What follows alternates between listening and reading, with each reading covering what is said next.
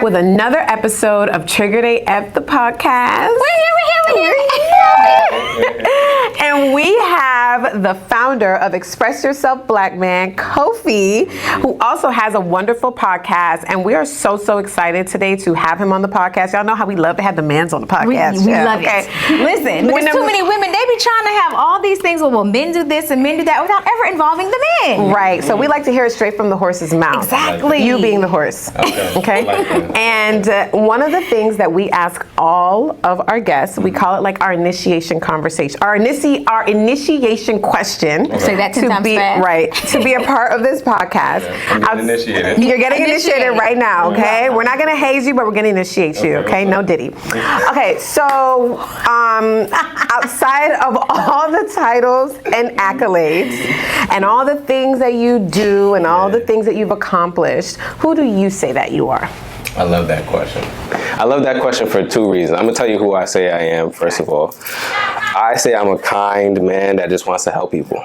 Right? So I find joy in actually like helping people through things. Like I learned at a young age, like helping my brother through stuff, like helping my friends through stuff. Yeah. Which is why like I eventually got to the point where we're doing what we're doing with Express Yourself Black Man. Yeah. And the reason why I really like that question is because especially for us as men, we find our identity in what we do versus who we are. Absolutely. Yes. Right. And so I think it's very, very important for all men to understand who they are versus what they actually do. Like what I do, I'm a podcast host, you know, I'm a founder of Express Yourself Black Man, I'm a mental health advocate, I'm a brother, you know, I'm a friend, all these different kind of things. That's what I do, right? But who am I as a person? I'm a kind person that just wants to help other people win. Yeah. So I actually have an answer to that because I've done the work to get there. But if you ask a lot of men don't really have an answer to that. They don't. Yeah. They don't. Yeah. It's a lot of times, and Tony Jones says it a lot, you know, you have to remember that you are a human being, not a human doing. And what I have found, especially when I am working with men,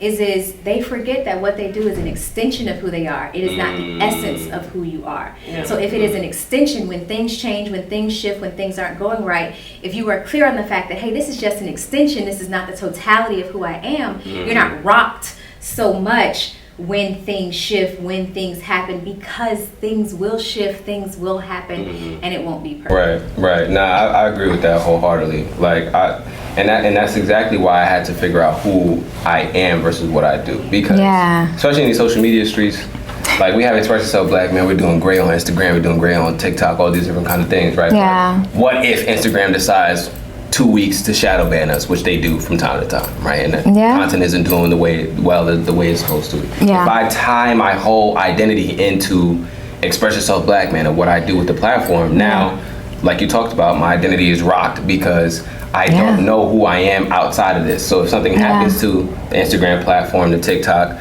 I'm now lost because I'm so wrapped up in that. I tie my identity in who I actually am, and I'm saying I'm a kind person that really wants to help others. I can do that in a variety of different ways. Yeah. I love that. And two, it allows you to get clear on the fact that as a human you are going to make mistakes. Like it's a thing, it happens, and for women many times we can sometimes make the mistake of weaponizing the information you tell us. I mean, we just y'all should know how we operate here on Trigger. We dive straight in, and we're gonna go straight to the point. Listen, we're going straight to the deep end. No dipping your toe, dive in. So one of the things that is really, really important to us, especially when we have men on the podcast, the entire goal is to ensure that we're building community, building trust, and building families, and you cannot do that if there is no trust. Right. So how can women rebuild trust when we maybe have weaponized your insecurities in the past, or we've used our words as sharp daggers? Yeah, because we've had a couple men on here talk about that specifically, about how their mothers or their sisters or ex-girlfriends, but it's just something, it seems like from our actual experience with men on this podcast, it seems to be like a thing that I don't think women are that aware.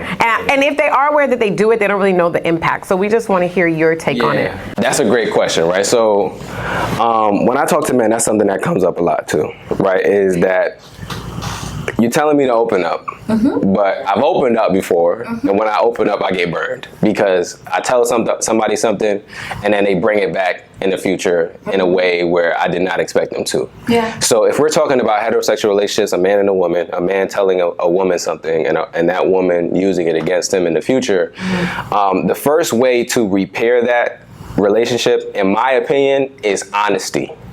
Honesty on the woman's part, but it also takes a certain level of self-awareness and accountability. Accountability is very, very important. Oftentimes you'll hear men say women don't know how to hold themselves accountable. And I don't, superpower. yeah, and I don't want to, like, I'm not going to play the whole stereotype game or whatever, right? But in this situation, I'm saying accountability is very, very important because accountability looks like a woman saying, you know what? Hey, babe, you know what? I'm not going to lie to you. I was wrong. You want us to say we're wrong, or I don't know. See, I don't know about that. See, that's right. You want me to admit that I'm wrong? Oh my goodness, that's so hard. You gotta stop. You have to start there. You have to. You have to start there because I don't know about that. That conversation will help him to realize, like, okay, you're actually aware of what you did to hurt me. Yeah. And you care. And you care enough. Exactly. Yeah. You care enough to actually be honest with me and approach me and have that conversation. So it's not going to change things right away because he's still probably going to be apprehensive, rightfully so, but he's going to have in the back of his head like, all right, she at least knows what she did was wrong versus her doing it and not even mentioning that it was wrong in the future anyway. No accountability. Right? So exactly. So the accountability is very, very important. And from there, now as you build on top of the accountability, from there is just honesty and creating a space for vulnerability to happen again in the future. And now he's not always going to take that space. Yeah. That's not your job to make him take the space. Yeah. It's just your job to just make an environment where the space is there. Right? So what that looks like is, you know, giving him space when he's probably going through something at work. Yo, babe, you know, I know you've been kind of stressed lately. What's up? How you doing? And he'd probably be like, no, I'm good. 3 times. But then that 4th time, nah, babe, you know, these people at work, blah, blah, blah. Yeah. And now he's taking that olive branch. I heard this quote, or I saw this clip on Instagram. I think it's very, very important. Like when you and your partner are at odds, or you and anyone are at odds, they're gonna throw out olive branches from time to time. So like what that will look like, it's gonna look different for everybody. Yeah. For me and my girl, like what it will look like is like I'll tell her, hey babe, are you hungry? Oh, that usually works. Yes, that works for me. Feed me. That's an olive branch. Yes, olive branch I'll usually take. Right. Now you could take that, or you could be like, nah, I'm good. Right. I'm really in the dog. If a woman don't want to eat, you done messed up. Yeah. But those olive branches are basically you creating those opportunities for space, and they're not always going to take it, but you just have to extend the olive branch after you start with the accountability. So accountability is very important. So basically, you got to own your ship. Own it, yeah. Okay. So sometimes, and we talk about this a lot privately, but sometimes it feels like, because you said something about us being honest, and a lot of times it feels like we are being honest, and y'all can't handle the honesty. Like I say a lot that it feels like men are not. We are not raised to believe that men have deep emotions as women, right? And then you guys know that you have the emotions, but there aren't a lot of tools and resources to help you manage those emotions, which I think results in the rate of murders and rapists and all the things that happen with men, because all those things are emotional. And we just don't view anger for some reason from men as an emotion. I don't know why, but it is one. And because of this kind of like disconnect between men having emotions, with women perceiving those things as emotions and like, oh my God, like he really gets like depressed. Like I didn't know men got depressed until I was a grown woman. I was like, men have depression? Like, and because you guys also, like I said, don't have the tools all the time, it can feel like we have to like baby you to get you to understand what we're trying to say. Like we have to talk to you like really soft and or be really sexy and be really sexual, and we have to rub your head, and, hey, honey, we gotta rub your back and like Delilah it, and I don't always have Delilah in me. Sometimes, I'm somebody else where I'm a little Jezebel where it's like, look, this is what we're gonna do, okay? A lot of times it can feel very frustrating to women. So it's not that, because I was making a joke earlier about us taking accountability. It's not sometimes that we don't want to take accountability is honestly, we feel like you can't handle sometimes our approach and the way we want to take accountability with you. Because when we take accountability, we're going to hold you to the fire too. And it just seems like there's a lot of resistance from men when it's not said and packaged in the nicest, sweetest, prettiest package. You know what's so interesting? And I hate to, and I really, Danny, No, it's you said okay. a lot of great stuff. And now you about to tear it up. You just, I want to hear. Like, that's not even on here. I'm curious because it feels like that. No, you just killed it. I ain't gonna lie to you. You said a lot of great stuff. I had a revelation. I'm sitting there learning, I'm downloading some stuff, and I started thinking. And I'm like, yo, when I talk to guys, they tell me the same exact thing you're telling me. Like, yo, when I go talk to my girl, if I say the certain way, she's gonna be pissed, so I gotta make sure I tiptoe around it. I can't say because she's super sensitive. I feel the same way. See, that's why we gotta talk. Why we gotta talk to each other? What I'm saying, we're both having the same, like we're all having the same experience in one way or another. Because you guys are sensitive about certain things, right? Yes, like, yes, everybody's we are. insecure about something. Yeah. Everybody has something going on. So we do have certain situations where we have to tiptoe around it. Right? Yeah. Not to divert from your point, because your point is very important. Like, I think what you're saying is very true for some men. Some men really do need that coddling of like, yo, babe, it's all right, you know, and the softness and all that kind of stuff. And they're expecting that from women because naturally that's what we expect. We expect a soft, feminine, that type of energy, right? So what I would say to that is, if you don't have it in you and you know your man needs that, you gotta find it. Oh, I've learned. Yeah, you know. Yeah, no, I've learned. Yeah.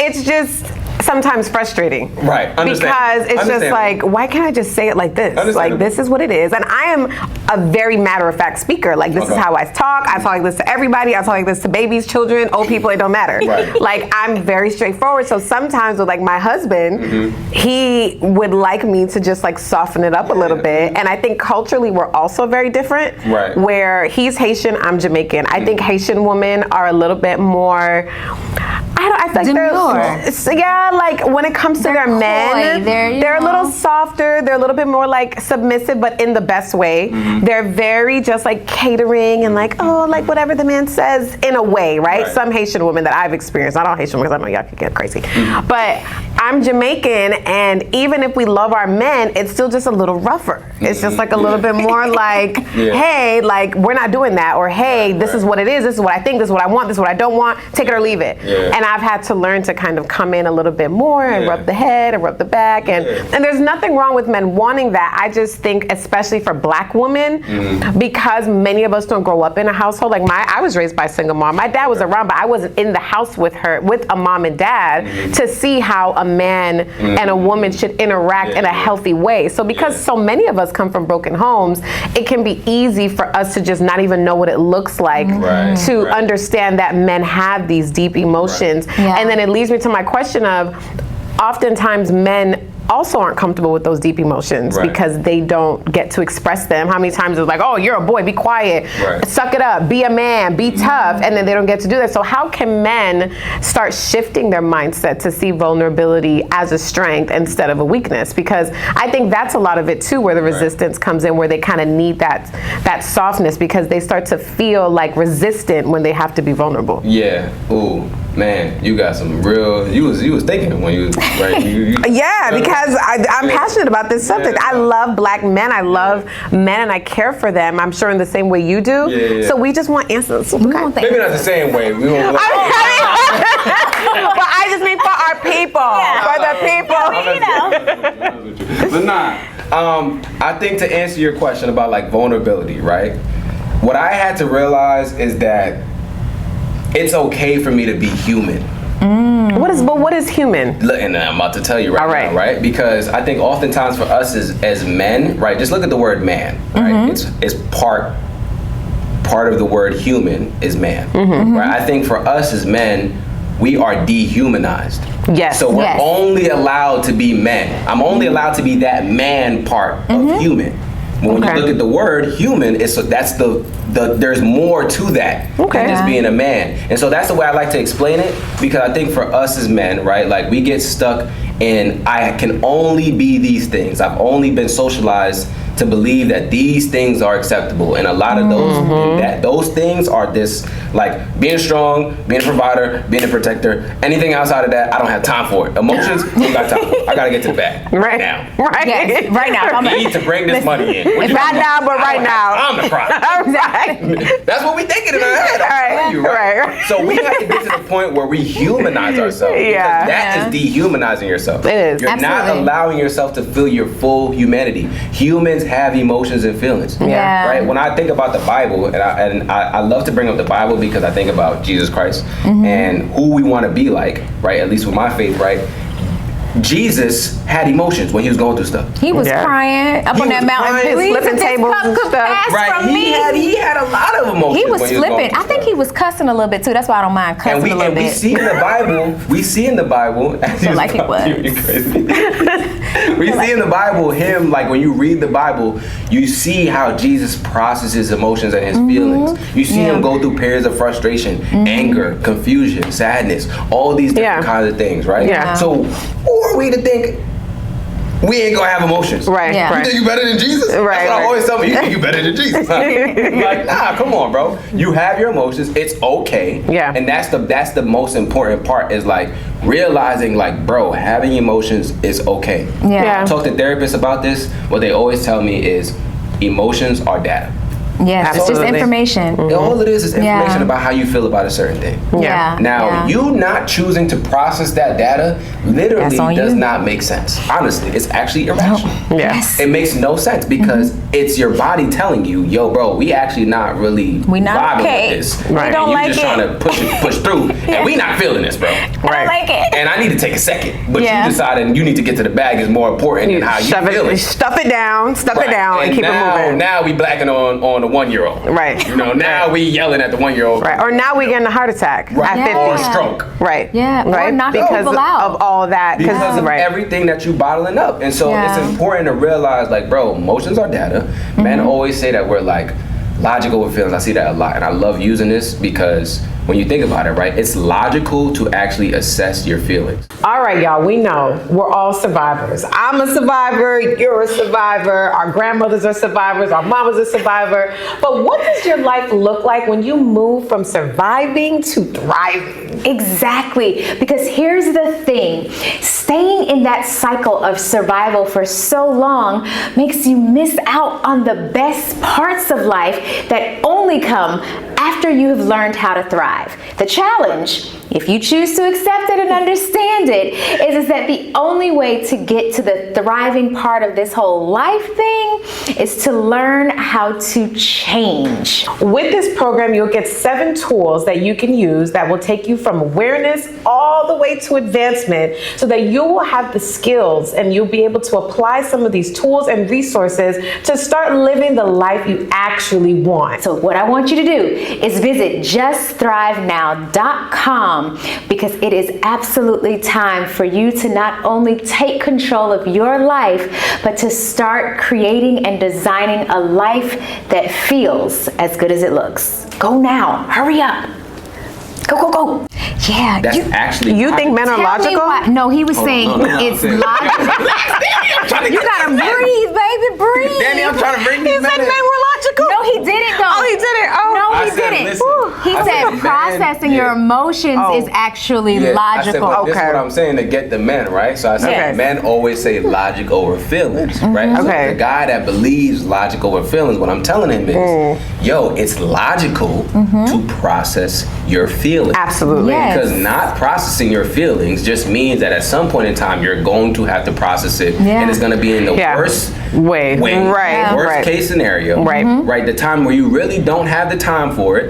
That's what And you can't control it. You Yeah, can't control yeah. it. Yeah. You don't gonna put wanna a be kink in the system. Yeah, Like you don't want to be in that situation. Yeah. Yeah. You are literally running the car down. It's telling you your check engine light is on and it's beeping, and it just come on ever so lightly at first, and then when you're about to blow up your engine, it's screaming at Right. you like, "Yo, I need you to put some oil in at the next refueling because we are about to explode." I can understand it in a sense, that they don't have time to process because Yeah.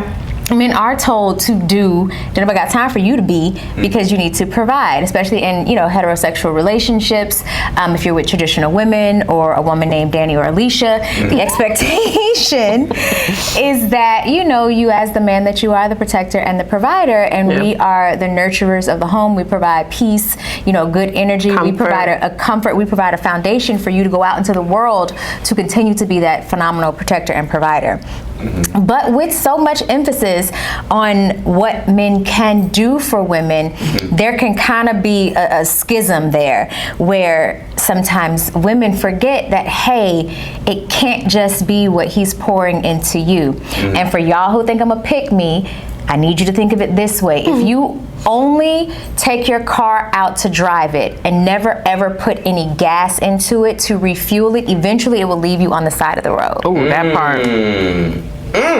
Eventually, that's what will happen. I got my response to all the pick me.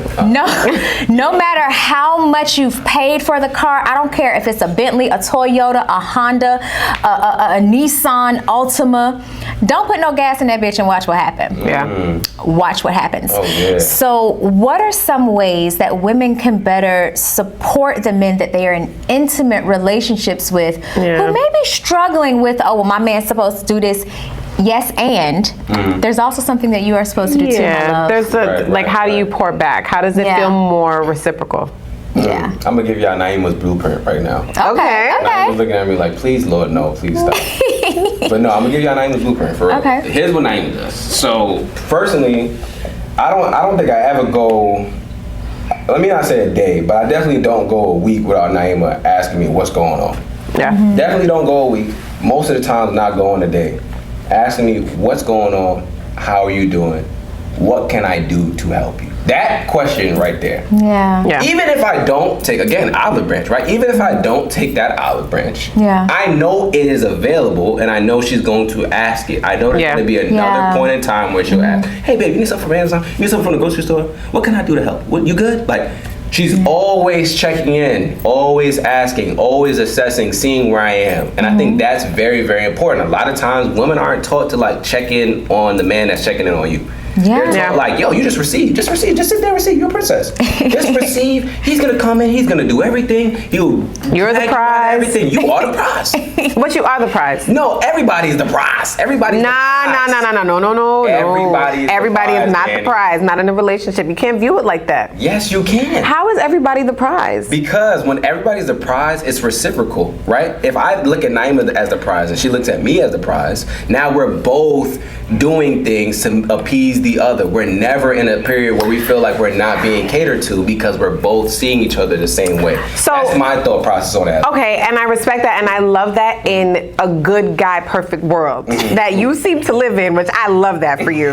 Okay, but in this world with all these, I was gonna say something real bad. But I'm gonna bring it back with. The problem why I think it's not a good idea for men to also see themselves as the prize is because the way women pour into men and self-sacrifice, especially when we get into motherhood and marriage, it just, the scales are never gonna be even in that way if the man is not in a space of almost like adoration for his woman as we respect you. So that's why I feel like if I have to look at you as the prize or you look at me as the prize, I just don't think that it's ever gonna really reciprocate in the way that the man thinks it is. It is so interesting, and I could not disagree more. Yeah, it's okay to disagree. I love to disagree. But I just do. I'm not from the school of like, oh, your man should love you more than you. I don't think that. I just think that it should show up in different ways. Okay. And I just think that the men that I see nowadays that think that they're the prize are like crying because they don't get Valentine's Day gifts. They are like mad about certain things. Like they want the woman to split the bill, to pay the bill. Listen, I'm not on none of that. Yeah, and let me clarify here, right? Because I don't want you to think that we out here splitting bills. But even if you were, that's okay. But I'm just saying I just feel like that's when you say, oh, the man's the prize, that's what I see on the internet when they think they're the prize. We gotta get, they taking shirtless selfies in the morning, like, them guys, like. I need you to cleanse your feet. You need to unfollow some accounts. The algorithm just feeds you things. No, that that is not what I'm talking about. Okay. I'm talking about us loving each other in the way that we want to be loved. Right? Okay, I like so that. there's certain things that Naima likes to do, right? Yeah. I don't really enjoy the most in the world, but Right. I'll still do it because my mind says Naima's a prize. I want to make sure that my girl feels catered for. I want to make sure she feels like I'm giving her attention, that I'm studying her. Okay. I'm doing what I need to do to make sure that she feels like I'm always dating her. Because Yeah. that's very important. We get to a Yes. place where we get complacent. Absolutely. And I think it's important when you have that mindset, like, nah, Shorty is the prize. Like, I'm working constantly to make sure, like, every day is a Yeah. new day to see ways in which I can make her fall more deeper in love with me. So that's Yeah. the way I think about it. And I know she thinks about it the same way. So she's Okay. always looking to try and find ways to make my life easier, to try and get me things, to try and make things easier for me because she sees me as that type of prize. At least that's Okay. what I think. Maybe she No, I love that differently, definition. But that's the way that I think about it. It's not Okay. We about gonna take that as the We new like that. definition. We It's like not that. about I'm gonna putting replace anybody- it. I'm gonna Yeah, you know update what my I'm saying? software. I like that. I do. Get you a little update. I'm okay with that. I'm okay with receiving new Hit Reggie information. up and be like, yo, Reggie, listen, Danny Yes. coming home No, with a let me sofa. tell you something. Something about me is I'm okay with receiving new information and changing my mind. Like, that is okay, y'all, okay? You don't have to be stuck in the mindset that you have. I like that definition of we're both the prize. Okay. And y'all just I like saw in real time like what an update, and this is too, if you notice in a lot of the disagreements with men and women, especially in the social media streets, it seems as though there has to be an attack and a fight and no, you're wrong. No. If y'all noticed how it was literally just, he said, that is very interesting that you think that way, and I completely disagree. It wasn't a F you crazy bitch. It was none of that. I want you guys to take this interaction, and I need you to now think back on it. Every time you think you want to fight somebody on social media that you do not know for their opinion, I want you to think about this. Or keep scrolling. You can either keep scrolling or, interesting you think that way. I believe X, Y, and Z, and then move along. Yeah, and it's also very important. Let me point this out. Both people have to be open-minded. I'm Very open-minded true. to being wrong, right? Yeah. Like, Same. I'm open-minded to Yeah. being wrong. Yeah. Like, if you explain some stuff and I was like, you know what?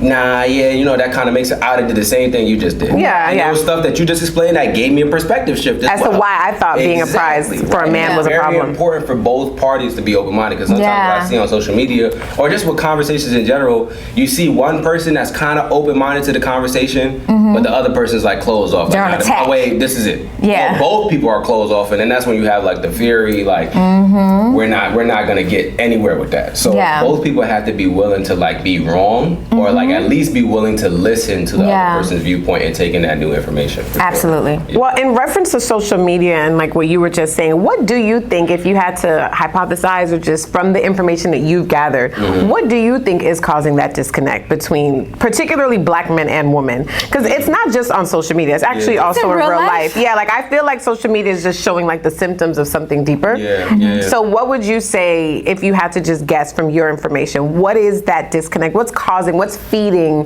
what's at the root of that disconnect between us as a people? Yeah, I can speak from my personal experience. When I was at a point where I was like, man, I don't really like black women right now, it was because, I'm gonna be honest, I was like, listen, I don't love know this if honesty. I don't Right? I'm know- here for it. Yeah, I don't know if I like the sisters right now. Okay, so tell us more. Tell us more. Yeah. He's like, come on, hurry up, go. I want to hear. Now listen, right? So I had gone through some stuff in my relationship where I got cheated on, and so I'm like, yo, these women out here cheating. And and you know what's crazy? Not us Listen, though. Listen, you know what's crazy? Before I got cheated on, I said this before, and people always laugh when I say this, but before I got cheated on, I never thought a woman cheated. Really? I never. What? Yeah. Look, Women are the best cheaters. obviously. I'm just great for him to not believe that it wasn't a thing. That's how good y'all were. Right, I right. never thought y'all It was a cheated. unicorn, So okay. when I got cheated on, I was like, oh, y'all out here cheating. Oh nah, it's F yeah, I'm done. Right. You know what I'm saying? Right. You retired us. And so I was tired, right? And so to tie it back to your question, like I think a lot of our own personal experiences are informing the way that we interact with each other. So Okay. because I got cheated on, now I'm looking at black women a little differently. When I see her, I'm like, oh, she probably be cheating, bro. But that's because I got cheated on. She don't even she could be the most faithful person in the world. Right, but right, in right. my head, I'm like, cheating. So then you're looking at it through the lens of your trauma, and everybody gets blasted on. Right. But so then here's Right. my thing too about men, and I love men. I specifically have a special place in my heart for black men, in that, you know, I primarily only, I know those two are different, but I primarily only date black men. It seems like y'all could get y'all feelings hurt in the 3rd grade, and here we are at 38 and 40 and Still even mad. 50, Yeah. and y'all are still talking about the little girl who, Yeah, you know, absolutely. pushed you down, Yep, kicked yep. you in your balls, Valid. Yeah. and ran off with your cookie and gave Yeah. half of it to Jenny. What is it about y'all? And I really do want to know, and this ain't even one of the questions, but I just needed to know since we got you here. yeah. What is it about y'all that it seems like, and I won't generalize, but it seems like some people can give women the worst of them and expect the women to just get over it, move on, we passed that, but they got hurt in the 3rd grade and they're still holding on to the fact that women can't be trusted because she took half his cookie and gave it to Jenny. I would love to understand. Yeah, let me answer that question, right? So, I think a lot of where that comes from is, 1, not processing what we dealt with, but then 2, on the other side of that, like once we process like this has happened, there's also ego that we have to work through. Okay, We have I can a see that. lot of like ego and pride. Yeah. A lot of being a man is like ego and pride driven. Okay, he got a big ego in my Beyonce voice. Nah, for real. And a lot of that is like, damn, I cannot believe. Like when I sit back sometimes and think about it, I still have moments to this day where I'll literally be in the crib. I'm like, I cannot believe she cheated. And I'm good. Everything is good right now. Right. And I just be in the crib sometimes. I'm like, yo, she really cheated on me. I just cannot. And it's can't not a long fathom time. It's not a long time, you know, that I'm sitting there doing that. Right. But I will have those moments where I'm like, I cannot believe this woman did it. Your ego comes to the surface. It's the ego. Yeah. Yeah. So just imagine a man that hasn't gone through the process of actually healing, Yeah. is still hurt by that, and also has the ego that he's dealing with as well. He's Okay. going to sit in that because he Yeah. hasn't actually processed it. So I think for a lot of us is like that haven't done the work to process it. That's what that is. Do I think that's acceptable? Absolutely not. Like we got to do the work. But I feel like that's where it comes from. Is just not processing it, but then on the other end, like constantly reliving it in your head and like not feeling man enough because that situation happened to you, and then that also again informs the way that you interact with other women, because it's like, all right, this happened in the past, I haven't processed it, but I think I processed it, and now I have these negative learned behaviors because I believe that in order for me to be safe in a relationship, I need to now protect myself. I need to guard myself. Yeah. And there's a certain way in which you guard yourself. Like you have boundaries, of course. Like I'm not saying not to have boundaries as a man, but I feel like we end up putting up walls instead of doors. And I've talked about this before, right? So what a wall is like nobody's getting in. Ooh, Like, I can't get through that's this. so funny. He says walls, doors. I say walls, gates. Right. Yeah. Nobody can get through this. Yeah. Right? Like I can't just walk. You know, I'm gonna get stuck. Yeah. Yeah. Right? Yeah. A door means the right people can come in. But oftentimes what we do is everybody gets that wall. Yeah. And then we got the right person at the wall, but we don't even see them because we got Yeah. a wall up one. Yeah. They can't even see us because again, they're behind the wall. Yeah. Versus a door is like, all right, this is the right person. I still got my boundaries, which is this door. Right. Yeah. But I'm gonna let you in. And I got a little See- peephole. I can look, see what you're doing. Right. And we can see the how vibe. you operating. And if this ain't the vibe, then you can. If I let you in, I can still let you out. Yeah. Or I can let you stand out there because I'm peeping how you move. But oftentimes men don't know the difference between the wall and the door. And most men that haven't dealt with their trauma, that unprocessed trauma leads to negative learned behaviors. That leads to putting up walls, which leads to you not being able to create those relationships. And now you're mad at everybody, but really it's because you have all these negative learned behaviors that you haven't actually processed, and it's leading to you getting into worse and worse relationships. Yeah. And you keep on perpetuating that same idea, that cycle, that all these women ain't shit because I keep getting in relationships with these women and I keep failing. And it's like, bro, you have a lot of trauma you ain't actually worked through. You don't know Yeah. how to be a good partner right now. But you think you do because maybe you make money or you go to work and you have a good job or whatever the case, but you Yeah. don't know how to communicate. You be yelling all the time. Yes. I always say a lot of times, especially because I used to only date men of means. men who are influential, men who could, they make a phone call, they can handle things for me. Yes. And as much as I do still like those types of men, what I have come to realize is many times they are very underdeveloped in so many of the other areas that matter so much. Yes, you can make money, but you are so underdeveloped spiritually, emotionally, like many times physically, because they don't care about, their physical appearance because they're making money. Right. It's just like, babe, like you're gonna have a heart attack. You are 200 pounds overweight. Like we can't keep living like this. Yes, the money is cute. But you're underdeveloped in almost every area because there's so much emphasis on men being able to have, get money, get bitches. And it's like, well, what about the other areas? What about those? It's very, very important. It's holistic wellness. It's not just financial wellness. And again, what did we talk about earlier? A lot of times for us as men, it's like, I gotta be strong, protect, provide. Yeah. And provide is really the most important thing that we think about. We think about providing material things. And we think about providing in the context of financial provision. We don't think about providing anything else. It's just finances. Finance only. Get to the bag. I need that money. And that's important. Right? And that is important. Don't get me wrong. It's important. Yeah. I'm not going to sit here and say that that's not important, but that is one aspect of your holistic wellness. Yeah. Right? When I talk to, I go to colleges and do a keynote. It's called From Hurting to Healing. It's about holistic wellness. It's about the 6 different dimensions. You have the spiritual, emotional, mental, physical, social, and then the financial. Right. Oftentimes for us as men, we look at just this one thing. One thing only. And then we look at these other things like, this hand is closed. We're like, hey, we see it. We know we getting a little out of shape. We ain't talked to God and we don't know how, right? Mentally and emotionally, we ain't all the way there.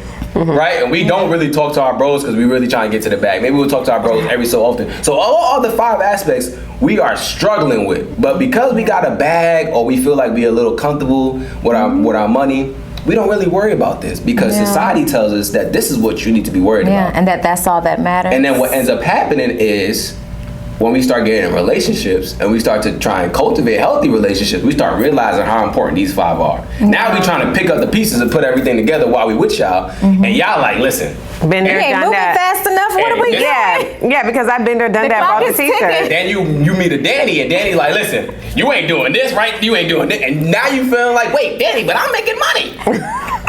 But that's all I needed. Right. What are we talking about here? This whole hand here. We have a house and a car. That's all I thought I needed to do. Right. You need me to be mentally and emotionally there. You need what? Why? You need me going to the gym? Why? No. For what? And eating healthy? What? I cannot. And having friendships? What? And dating you? Absolutely not. Absolutely It's a lot. But it is a lot though. No, like it is a lot. And I think Yeah. that's where it gets, where as women we do need the information to know how to handle it better. And how to support them too. And I feel too, like one of the questions that I ask any of the men that I'm dating, because to me you're single until you're married. So any of the men that I'm dating, I always ask them, what does support and love feel like to you? First what it feels like, and then I'll ask them, and how have you experienced that in the relationships that you've been in? Do you know many of them get so tripped up on it that I just move around because I can tell you're struggling to try and answer it, and you feel bad that you can't answer my question. That's a red flag, to be honest. I ain't gonna lie to you. I agree. That's why I said I just move around, because I know if you can't communicate to me what love feels like to you, you're going to be so rough with me that I'm going to shut down. Yeah, you don't. That's true. I may look. Listen. Don't be rough with me. I'm a little rough, but don't be rough with me. Well, that goes. And I was thinking about this before you brought this up, because I know we have another question. But I was thinking about, we had a gentleman on here where we did an episode about men with mommy issues. That it was such a so good. Yeah. And it came into my spirit to kind of ask you, how do you feel like that relationship informs your relationships with women? Because there seems to be, and I don't know if these things are correlated. I don't have the science or the data to back it up. They are. Well, no, I know that part is, but what I'm about to say, I don't know if this is correlated, where I just, from observation, and I feel like it is a pandemic of single motherhood in the Black community, and just not having as many fathers in the homes as some other communities, whether it's through the prison system, whether it's through them being forced out of the homes in other ways, whether it's through death, whatever the reasons are why there is an absolute deficit of Black fathers in the homes. It's getting much better, but generationally, for at least 2 generations, they haven't been there. Right. And I know that because so many women have had to put their femininity aside to raise these boys and to try to make them masculine. And raise the girls. And the girls, but I just mean specifically for the boys, because you do have to make them tough because all you want to do is protect them. Yes. And because Black women are used a lot as that instrument to make men feel like they need to be strong and bold, and I have to make sure he's like that so he's not going to see me being soft. I just want to know if you feel like sometimes that will inform the way men act. The rise in violence, where we're seeing so many stories of entertainers, football players, you name it, especially within the Black community, rappers, where there just seems to be an abnormal level of violence towards Black women, specifically from Black men. And you know, Malcolm X says that like Black women are the least protected people, right, in the United States. So I just wanted to know, the question is, how does the mother-son relationship impact the way men treat women, in your opinion?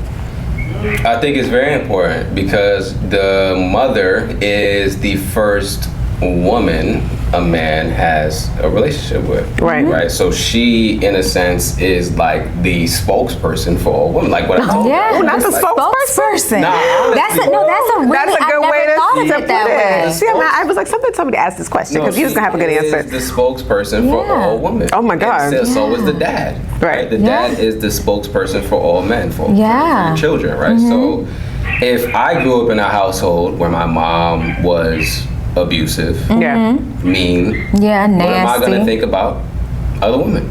And you may be attracted to them, but you dislike them because you think all women, because the spokesperson was mean and nasty and cruel to you, you think all women are. So is it kind of like a mind fuck? Yes, it is. You get used to like a dysfunction, and this is not my experience. My experience is different. I'll talk about that a little later. But I know for men like that have an abusive mother, right? Like a verbally abusive mother. Most of the time, that's what it is. Like, and we don't know. A lot of times in the Black community, you don't know that that's abuse. I'm gonna get to it right now, right? A lot of times in the Black community, we have verbally abusive mothers.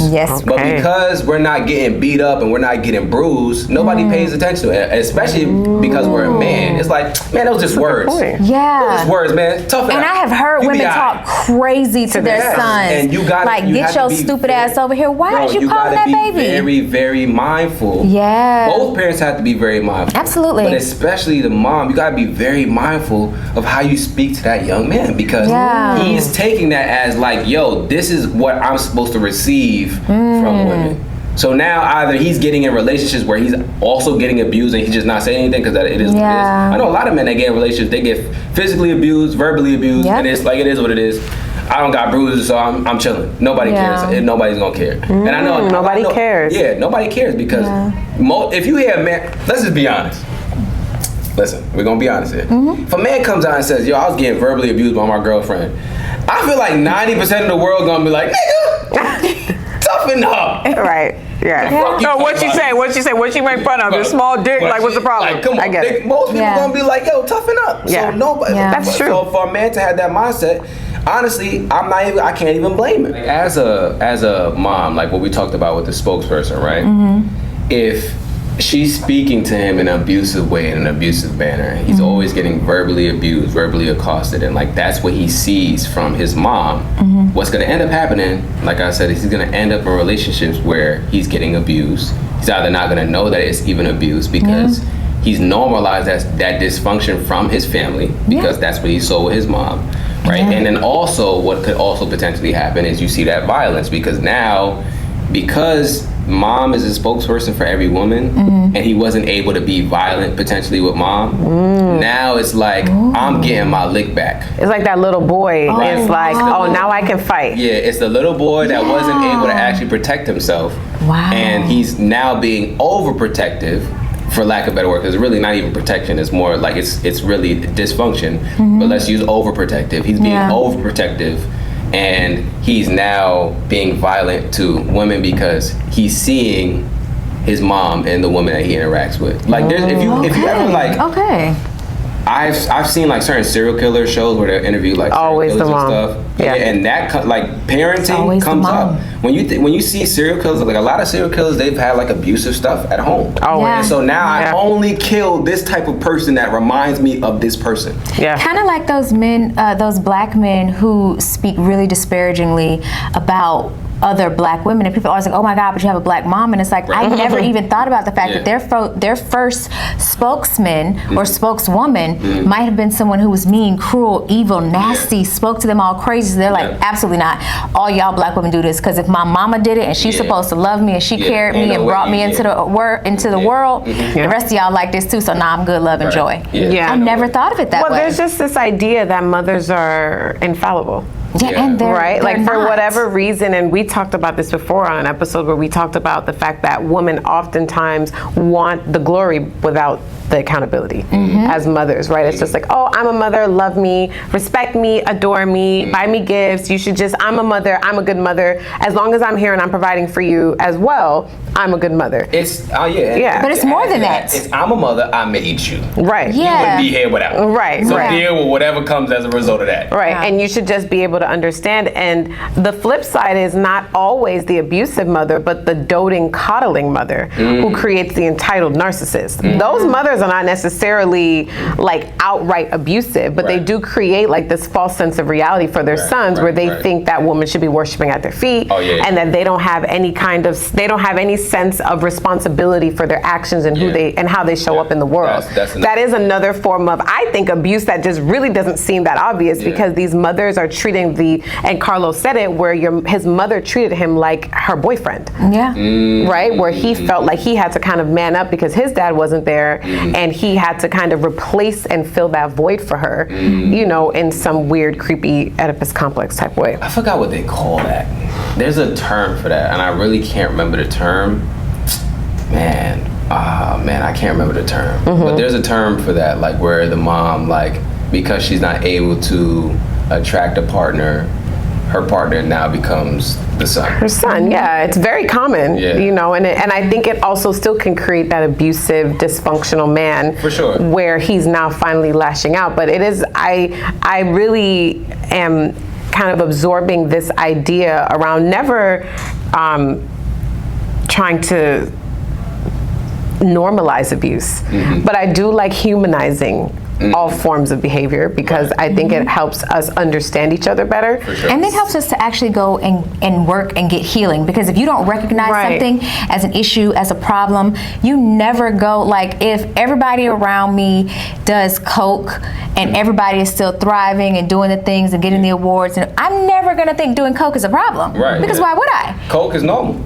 Or worse, you think that there isn't anything you can do about it, which I believe is the space that a lot of abusers are in. Is you get to a space where you just feel like this is how I am, this is how I'm wired, there isn't another way to be, and now that I'm like this, everyone just has to deal with it. And I'll just take what comes with it. Like you really get to a point where you just start to you stand 10 toes down on business on your bullshit because you're just like, well, there isn't another way to be. So that's why I feel like the work that you're doing to like inspire black men to heal and to be vulnerable and to get into spaces where they can look at themselves like, yo, like I'm fucked up for real. Like I've been through some shit. Like I've been abused, I've been talked to crazy, I've been overlooked, I've been dehumanized. Like I feel like this is like that next level for me of healing for black men as a whole, is just seeing them in spaces where they're having the conversations with each other specifically so that they can start to work through some of that stuff. I love that. I love it. It's very important for us, especially to talk to each other. Because what I always say is we have a model, we call it leading with vulnerability.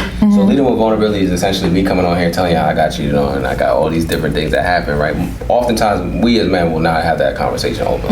Or if we have that conversation, first thing that we hear as a response is, man, nigga, you all right. Just go get somebody else. Go figure it out, right? And we think that is the way in which we should process what we're dealing with, which is basically like completely avoiding that situation and trying to put our mind into something else or put our body into something else, right? And so like it's very important for us to have these conversations, lead with vulnerability, because when we lead with vulnerability, it creates a space where we are comfortable because we see other people that have dealt with the same things that we've dealt with. So when somebody, you know, a man listens to this, even a woman, right, listens to this, she can see like, okay, wow, I'm not crazy, because Kofi just got on here and he was talking about being cheated on and all these different kind of things.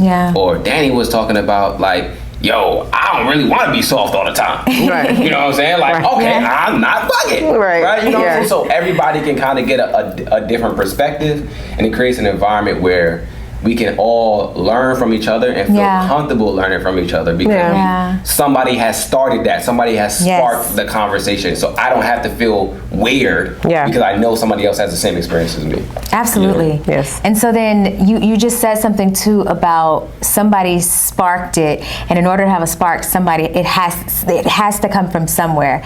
So I would love to hear about a time where you did feel comfortable enough to be incredibly vulnerable, like maybe going back to the beginning, because you've been at this work for a minute. So maybe at the beginning, what was that spark like for you, or what was the catalyst? Because it might not have been the first one, it might have been the fifth olive branch, but what was that catalyst where you were able to be vulnerable, and what made you comfortable enough to do so?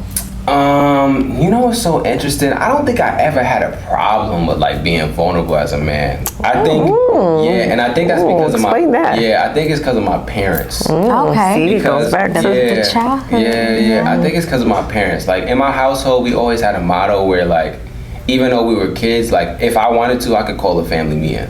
Like at 7, 8, I could be like, yo, mommy, daddy, I want to have a family meeting. And we all get in the living room and I can air my grievances out. Like they made that love that. Yeah, they made that very normal. So I never really had a period where I felt like, man, you can't talk about this. Like I think as I got older, I started peeping certain things, and then maybe it made me a little like weary, but because of other people's responses. Because of other people's responses of what I see in society and things like that. But I never really had a problem expressing what I was dealing with. My issue was I would express what I'm dealing with, and then that's it, and I don't know where the hell to go to actually deal with the stuff. Like I've talked about it, and then like I hear some responses.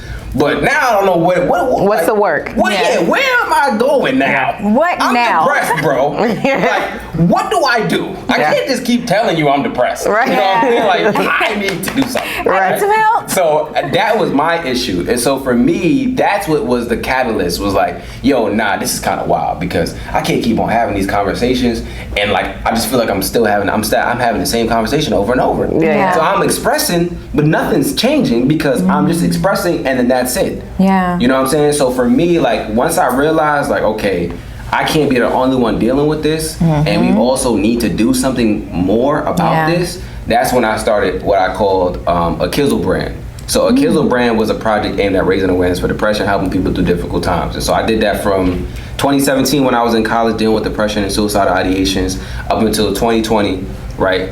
2018, like we already talked to you about, Naeem and I, we weren't in a relationship, unfortunately, right? You know, she decided, you know, all these different kinds of things. I had some stuff I need to work through, right? So you had to do some work. Right, I had some work that I need to do, right? So college, we ended up breaking up. I ended up getting into another relationship. That's the one who cheated on you, but we're not gonna tell your business. Unbelievable. On me. Can't believe. He'll be in the crib sometimes to this day. But nonetheless, right? So that happened, right? 2020, I end up realizing like, okay, I need to do some work. I actually haven't gotten to therapy, like, because again, I didn't know what to do. What next? What do I need to do? Once I have these, what do I do? Exactly. I've talked about it, but what do I do, right? So I realized we didn't have a platform or anything that was really pushing men to like, okay, get into therapy, but this is how you start the process. Like, this is what you can do if you can't afford therapy. This is where you go and find therapists. Like all these different kind of things, all these questions that you have, I didn't have a platform that I knew to go to as a black man, right? And being in therapy, I learned so much stuff about myself, and I started processing so many different things.